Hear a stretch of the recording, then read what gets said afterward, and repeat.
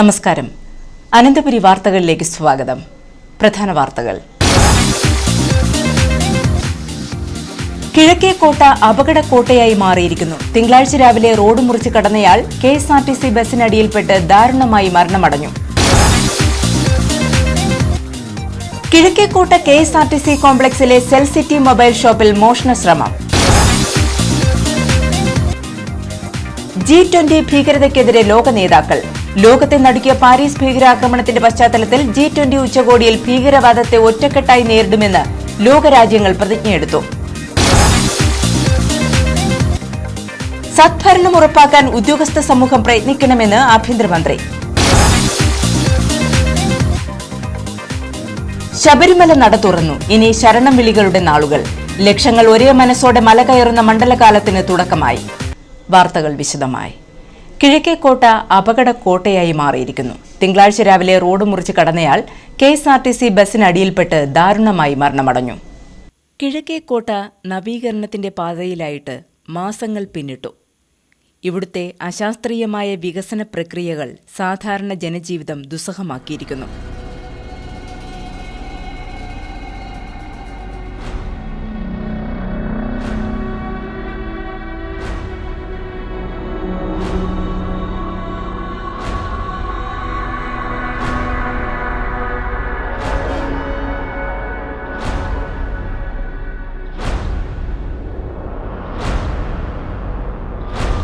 നഗരത്തിലെ ഏറ്റവും തിരക്കേറിയ കിഴക്കേക്കോട്ടയിൽ വേണ്ടത്ര സുരക്ഷാ മുൻകരുതലുകളൊന്നുമില്ലെന്നത് ഇവിടെ അപകടങ്ങൾ തുടർക്കഥയാകുന്നു.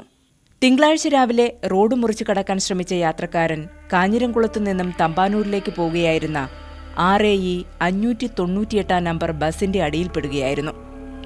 ബസിനടിയിൽ കുടുങ്ങിയ ആളെ ഏറെ പണിപ്പെട്ടാണ് പുറത്തെടുക്കാനായത്. ഗുരുതരമായി പരിക്കേറ്റ ആളെ മെഡിക്കൽ കോളേജ് ആശുപത്രിയിൽ പ്രവേശിപ്പിച്ചെങ്കിലും മരണമടയുകയായിരുന്നു.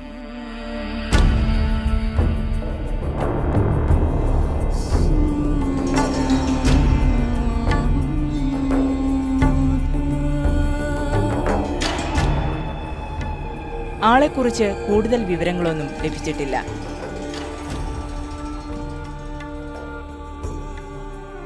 കിഴക്കേക്കോട്ടയിൽ അടിക്കടി ഉണ്ടാകുന്ന അപകടങ്ങൾ യാത്രക്കാരെ ഭീതിയിലാഴ്ത്തുന്നു.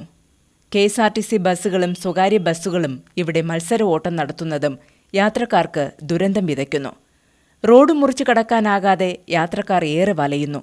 അശാസ്ത്രീയമായ റോഡ് നിർമ്മാണമാണ് ദുരന്തങ്ങൾക്ക് കാരണമെന്ന് യാത്രക്കാർ ആരോപിക്കുന്നു. സ്റ്റേഷനിൽ നിന്നും എത്ര യാത്രക്കാർ ശരാശരി യാത്ര ചെയ്യുന്നുണ്ട്? അത് ഇവിടെ സിറ്റിക്കകത്തുള്ള എല്ലാ ഡിപ്പോയിലും വണ്ടികളും ഇവിടെ വരിക. ഒരു ദിവസം ഒരു 10,000-ഓളം ആളുകൾ ഇവിടെ വന്നു പോകുന്നുണ്ട്. ഇവിടെ മാത്രമല്ല, പത്മനാഭ തിയേറ്ററിൻ്റെ ഫ്രണ്ടിൽ ഇവിടെ. അത് പൊതുവെ നമ്മുടെ കൺട്രോൾ സ്റ്റേഷൻ ഇതാണല്ലോ. ഈ സ്റ്റേഷന്റെ പരിധിയിൽ നിന്ന് ശരാശരി 10,000 യാത്രക്കാർ യാത്ര ചെയ്യുന്നുണ്ട്. ഈ 10,000 യാത്രക്കാരെ കൺട്രോൾ ചെയ്യാനുള്ള ഒരു കപ്പാസിറ്റി നമ്മുടെ ഈ സെന്ററിനുണ്ടോ? ഇപ്പോൾ അപര്യാപ്തതയാണ്. എത്രയും വേഗം ഇവിടുത്തെ പണികൾ പൂർത്തിയാക്കി സുഗമമായ സഞ്ചാരം സാധ്യമാക്കണമെന്ന് സർക്കാരിനോട് അനന്തപുരി ന്യൂസ് അഭ്യർത്ഥിക്കുന്നു. ചെറിയ ചെറിയ ആക്സിഡന്റ് പലരും ഉണ്ടാവുന്നു. കാറിൽ തട്ടിയും അല്ലാതെ കാൽനട യാത്രക്കാരെ ഇടിച്ചു വീഴ്ത്തുന്ന കാര്യങ്ങളും എല്ലാം കൂടുതലുണ്ടാവും. നമുക്ക് ഇതിനെ ഡെവലപ്പ് ചെയ്യാൻ വേണ്ടി, അതായത് ട്രാൻസ്പോർട്ട് ബസ്സുകൾക്ക് മാത്രം അകത്ത് വരാൻ പറ്റുന്ന ഒരു അവസ്ഥ ഉണ്ടാക്കിയാൽ ഈ ആക്സിഡന്റുകളിൽ നിന്ന് പരമാവധി ഒഴിവാവില്ല. അത് നമ്മൾ പ്രത്യേക ഒരു അപേക്ഷ നമ്മൾ മുകളിൽ IG വരെ കൊടുത്തിട്ടുണ്ട്. പ്രത്യേക സ്റ്റാൻഡ് മാറ്റണമെന്ന് KSRTC സ്റ്റാൻഡ് മാത്രം ഉൾപ്പെടുത്തിക്കൊണ്ട് ഉള്ള ഒരു വികസനം ഉണ്ടാകണമെന്ന് ആവശ്യപ്പെട്ട് കളക്ടർ അത് സമ്മതിച്ച് പോവുകയാണ്. പിന്നെ കളക്ടറെ കാണാനുമില്ല. ദുരന്തങ്ങൾ ആവർത്തിക്കപ്പെടാതിരിക്കാൻ വേണ്ട മുൻകരുതലുകൾ എടുക്കണം. ഇല്ലെങ്കിൽ കിഴക്കേക്കോട്ട മരണക്കോട്ടയായി മാറും തീർച്ച.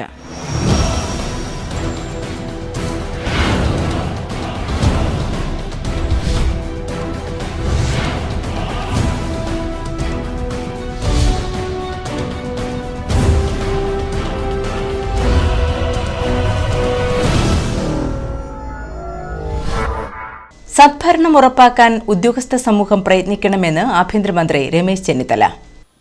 സുതാര്യതയും പ്രതിബദ്ധതയുമുള്ള സദ്ഭരണം ഉറപ്പാക്കാൻ ഉദ്യോഗസ്ഥ സമൂഹം പ്രയത്നിക്കണമെന്ന് ആഭ്യന്തരമന്ത്രി പറഞ്ഞു. Every government who is coming into the power become unpopular and people will be eager to elect another government with a great dream. Basically, in a democracy, the officials and elected representatives, when they work together, naturally the result will be good or bad.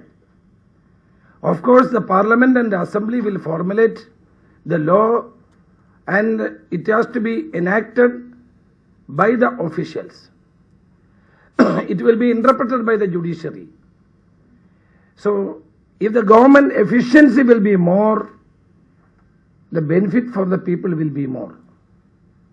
If the government will work properly, the people will get more benefit. Institute of management in government IAS ഉദ്യോഗസ്ഥർക്കായി സംഘടിപ്പിക്കുന്ന induction പരിശീലനം Thiruvananthapuram mascot ഹോട്ടലിൽ ഉദ്ഘാടനം ചെയ്യുകയായിരുന്നു അദ്ദേഹം. ജനാധിപത്യ സംവിധാനത്തിൽ ജനപ്രതിനിധികളോളം പ്രതിബദ്ധതയും കാര്യക്ഷമതയും ഉദ്യോഗസ്ഥർക്കും ഉണ്ടാവേണ്ടത് ആവശ്യമാണ്. ജനക്ഷേമ പരിപാടികളും നയങ്ങളും ജനങ്ങളിൽ ഫലപ്രദമായി എത്തുന്നുണ്ടോ എന്ന് ഉറപ്പുവരുത്തേണ്ടത് ഉദ്യോഗസ്ഥ സമൂഹമാണ്. തെരഞ്ഞെടുക്കപ്പെട്ട സർക്കാരിന് ജനങ്ങളുടെ പ്രതീക്ഷകൾക്കൊത്ത് ഉയരാൻ കഴിയാതെ വരുമ്പോൾ സർക്കാർ വിരുദ്ധ വികാരമുണ്ടാവുന്നു. ഏത് സർക്കാരിനും ഇത് നേരിടേണ്ടി വരുന്നത് ഉദ്യോഗസ്ഥരുടെ കാര്യക്ഷമതയില്ലായ്മയും കാരണമാവുന്നുണ്ട്. ജനങ്ങളും സർക്കാരും തമ്മിലുള്ള അകലം കുറയ്ക്കുക എന്ന ഉത്തരവാദിത്തമാണ് IASകാർക്കുള്ളത്. ജനകീയ സർക്കാർ ജനങ്ങൾക്കായി വിഭാവനം ചെയ്യുന്ന കാര്യങ്ങളുടെ ഗുണഫലങ്ങൾ അവരിലെത്തിക്കാൻ ഉദ്യോഗസ്ഥർ ആത്മാർത്ഥമായ ശ്രമം നടത്തണം.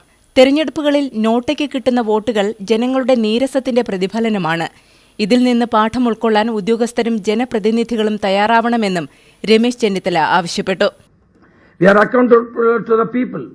The Assembly or Parliament will pass a law or proclaim some policies or programs. How to be implemented, that is most important thing.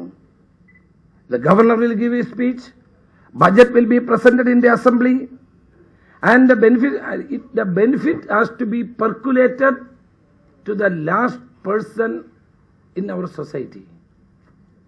That is more important. People are thinking about the benefits which they are getting. Fortunately, Kerala is one state which we are giving more importance for the welfare measures. വിവിധ സംസ്ഥാനങ്ങളിൽ നിന്ന് 40ഓളം IAS ഉദ്യോഗസ്ഥരാണ് പരിശീലന പരിപാടിയിൽ പങ്കെടുക്കുന്നത്. IMG director PK മൊഹന്തിയുടെ അധ്യക്ഷതയിൽ ചേർന്ന ഉദ്ഘാടന പരിപാടിക്ക് കോഴ്സ് കോർഡിനേറ്റർ ഡോക്ടർ സജീവ് സ്വാഗതവും ഡോക്ടർ ജയശ്രീ കൃതജ്ഞതയും രേഖപ്പെടുത്തി. കിഴക്കേക്കോട്ട KSRTC കോംപ്ലക്സിലെ സെൽ സിറ്റി മൊബൈൽ ഷോപ്പിൽ മോഷണശ്രമം. ഞായറാഴ്ച രാത്രി 1 മണിയോടെയായിരുന്നു മോഷണശ്രമം നടന്നത്. പൂട്ടുമുറിക്കാൻ ശ്രമിക്കവേ ഒച്ചകേട്ട് സമീപത്തുള്ള കടക്കാർ ഓടി രക്ഷപ്പെടാൻ ശ്രമിച്ച മോഷ്ടാവെന്ന് സംശയിക്കുന്ന യുവാവിനെ പിന്തുടർന്ന് പിടികൂടി പോലീസിലേൽപ്പിച്ചു. വള്ളക്കടവ് സ്വദേശി സക്കീർ ഹുസൈൻ്റെ ഷോപ്പിലാണ് മോഷണശ്രമം നടന്നത്. അരിമന്നൂർ സ്വദേശി സുധീഷാണ് ഈ കേസുമായി ബന്ധപ്പെട്ട് ഫോർട്ട് പോലീസിന്റെ കസ്റ്റഡിയിലുള്ളത്. പോലീസും വിരലടയാള വിദഗ്ധരും സ്ഥലത്തെത്തി പരിശോധന നടത്തി അന്വേഷണം ആരംഭിച്ചു. ശബരിമല നട തുറന്നു. ഇനി ശരണം വിളികളുടെ നാളുകൾ. ലക്ഷങ്ങൾ ഒരേ മനസ്സോടെ മല കയറുന്ന മണ്ഡലകാലത്തിന് തുടക്കമായി. ശബരിമലയിൽ മണ്ഡലകാല പൂജകൾക്കായി തിങ്കളാഴ്ച വൈകിട്ട് 5 മണിക്ക് മേൽശാന്തി ഏഴിക്കോട് കൃഷ്ണദാസ് നമ്പൂതിരി നട തുറന്നു. തുടർന്ന് 18ാം പടിയിറങ്ങി ആഴി ജ്വലിപ്പിച്ചു. ഇതിനുശേഷം നിയുക്ത ശബരിമല മേൽശാന്തി SE ശങ്കരൻ നമ്പൂതിരിയും നിയുക്ത മാളികപ്പുറം മേൽശാന്തി ES ഉണ്ണികൃഷ്ണനും 18ാം പടി ചവിട്ടി ദർശനം നടത്തി. തുടർന്ന് തന്ത്രി കണ്ഠരര് മഹേഷ് മോഹനരര് പുതിയ മേൽശാന്തിയുടെ അവരോധ ചടങ്ങ് നിർവഹിച്ചു.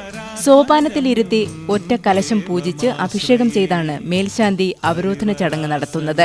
ഒറ്റക്കലശം ആടിയ ശേഷം ശ്രീകോവിലിനുള്ളിലേക്ക് മേൽശാന്തിയെ തന്ത്രി കൈപിടിച്ച് ആനയിച്ച് അയ്യപ്പന്റെ മൂലമന്ത്രം കാതിൽ ഓതിക്കൊടുത്തു. ഇതോടെ മേൽശാന്തി അവരോധന ചടങ്ങ് പൂർത്തിയായി. വൃശ്ചിക പുലരി മുതൽ പുതിയ മേൽശാന്തിമാരാണ് നട തുറക്കുന്നത്. ചടങ്ങുകൾക്ക് ശേഷം രാത്രി 10 മണിക്ക് നിലവിലെ മേൽശാന്തിമാർ നടയടച്ച് താക്കോലുകൾ ക്ഷേത്രം മാനേജ്മെന്റിന് കൈമാറും. തുടർന്ന് മാനേജർ താക്കോലുകൾ പുതിയ മേൽശാന്തിമാരെ ഏൽപ്പിക്കും. വൃശ്ചികം 1 ചൊവ്വാഴ്ച പുലർച്ചെ തന്ത്രിയുടെ സാന്നിധ്യത്തിൽ പുതിയ മേൽശാന്തിമാരാണ് നട തുറക്കുക. 18ാം പടിയുടെ നവീകരണ കലശത്തിൽ പങ്കുകൊള്ളാൻ ലഭിച്ച സൗഭാഗ്യവുമായാണ് കൃഷ്ണദാസ് നമ്പൂതിരി പടിയിറങ്ങുന്നത്. മകരവിളക്കിനായി വീണ്ടും ഡിസംബർ 30 തുറക്കും. ജനുവരി 14 മകരവിളക്ക്. നായകം ഹരിഹരാത്മജം ദേവമാശ്രയേ. ശബരിമലയിൽ അന്നദാനം കൂടുതൽ വിപുലമാക്കുന്നു. ഈ മാസം 16 മുതൽ 24 മണിക്കൂറും അന്നദാനം നൽകാൻ ദേവസ്വം ബോർഡ് തീരുമാനിച്ചു. സ്വകാര്യ സംഘടനകളുടെ അന്നദാനം നിരോധിക്കുകയും അന്നദാനത്തിനുള്ള അവകാശം ദേവസ്വം ബോർഡിന് മാത്രമായി നൽകുകയും ചെയ്ത ഹൈക്കോടതി ഉത്തരവിന്റെ അടിസ്ഥാനത്തിലാണ് ഇത്.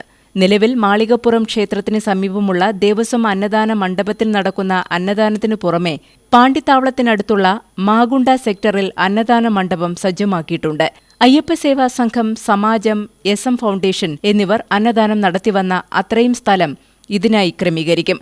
പഴയ അന്നദാന മണ്ഡപത്തിൽ പതിവുപോലെ രാവിലെ ഉപ്പുമാവും കടലക്കറിയും ചുക്കുകാപ്പിയും, ഉച്ചയ്ക്ക് ഊണും രാത്രിയിൽ കഞ്ഞിയും പയറും നൽകും. പുതിയ അന്നദാന മണ്ഡപത്തിൽ മറ്റു സംസ്ഥാനങ്ങളിൽ നിന്നും വരുന്ന ഭക്തർക്ക് വേണ്ടി വ്യത്യസ്ത വിഭവങ്ങളും ഒരുക്കും. രാവിലെ പൊങ്കൽ, ഇഡ്ഡലി, സാമ്പാർ, ഉച്ചയ്ക്ക് ഊണും രാത്രി ഉപ്പുമാവും നൽകും. പമ്പയിലും 24 മണിക്കൂറും വിവിധ വിഭവങ്ങൾ അന്നദാനമായി നൽകാനും തീരുമാനിച്ചു. പമ്പ മുതൽ സന്നിധാനം വരെ ക്യൂ നിൽക്കുന്നവർക്ക് ബിസ്ക്കറ്റും ചുക്കുവെള്ളവും നൽകും. ചിത്തിര ആട്ടത്തിരുന്നാൾ ദിവസം അന്നദാനം മുടങ്ങിയെന്ന പ്രചാരണം തെറ്റാണെന്നും ദേവസ്വം ബോർഡ് അറിയിച്ചു. ഇനി ഒരിടവേള. ഇടവേളയ്ക്ക് ശേഷം വാർത്തകൾ തുടരും.